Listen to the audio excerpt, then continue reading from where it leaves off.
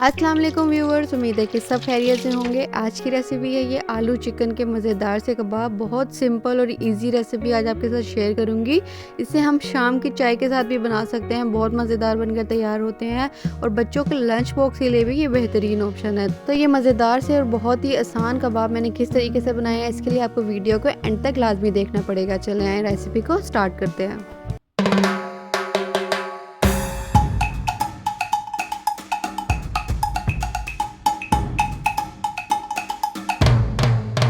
सबसे पहले हमने आलूओं को अच्छे से बॉईल कर लेना है। मैंने यहाँ पर 6 से 7 तकरीबन आलू ले लिए थे। छोटे साइज़ के थे तो इसलिए ज़्यादा ले लिए थे, अगर मीडियम साइज़ के तो आप 5 ले सकते हैं।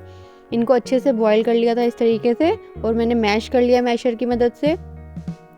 बॉईल की हुई 1 कप भर के हमने इसमें चिकन ऐड कर देनी है। श्रेड कर ली थी चिकन को मैंने सिंपल नमक और थोड़ी सी हल्दी डाल के बॉईल किया था ताकि इसकी स्मेल जो है वो ख़त्म हो जाए। अब इसमें शामिल करेंगे प्याज को मैंने अच्छा सा चॉप कर लिया था इस तरीके से बारीक बारीक।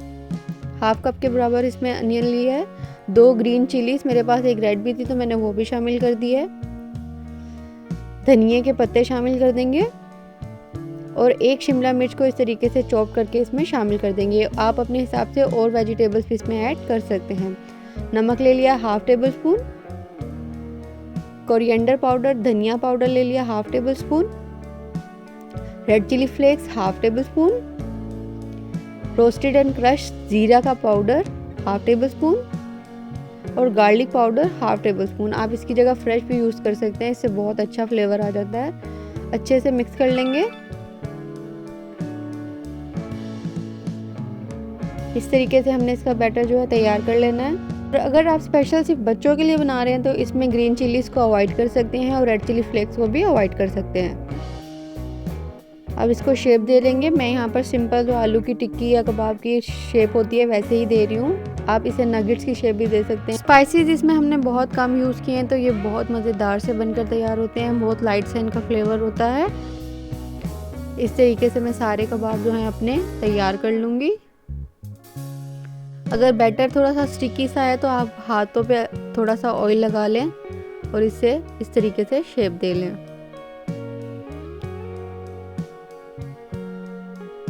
अब सारे कबाब जो है हमारे रेडी है। फ्राई करने के लिए हमने इसकी कोटिंग करनी है। कोटिंग मैं यहाँ पर सिंपल अंडे के साथ कर रही हूँ। 1 अंडे को मैंने अच्छे से फेंट लूँगी और इसमें सिर्फ नमक शामिल करूँगी और कुछ भी स्पाइसेस ऐड नहीं कर रही।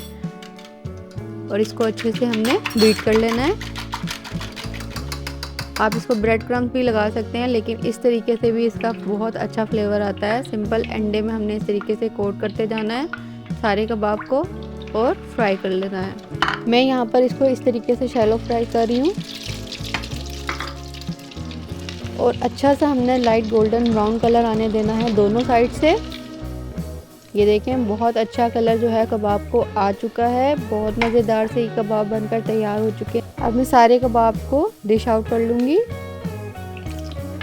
आप इसे ज़ीरा राइस के साथ भी खा सकते हैं, ये इतने मज़ेदार बनकर तैयार होते हैं। आप इसे नान के साथ, ज़ीरा राइस के साथ और शाम की चाय के साथ इवनिंग स्नैक के तौर पर भी बना सकते हैं।